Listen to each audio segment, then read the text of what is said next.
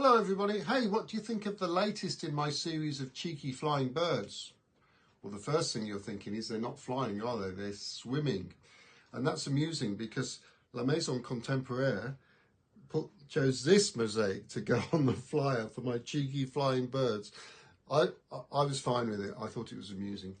Anyway, what's funny about this is they're swimming along and on land they look very conspicuous. And you think that's the worst camouflage in the world. It's like having a big target on you.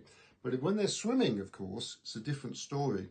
Because if you're a predator looking down on them, you've got the seabed underneath, the dark seabed, and they're dark against the dark. And if you're a predator looking up, you've got the sky and the sun with their light tummies, so you can't see them that way either. So in fact, they're masters of camouflage. You'd never guess that. Anyway, the verse I've written to accompany this piece delves into that and tries to explain. And it goes like this. A raft of swimming penguins. These swimming penguins, when seen from above, appear dark against the seabed floor.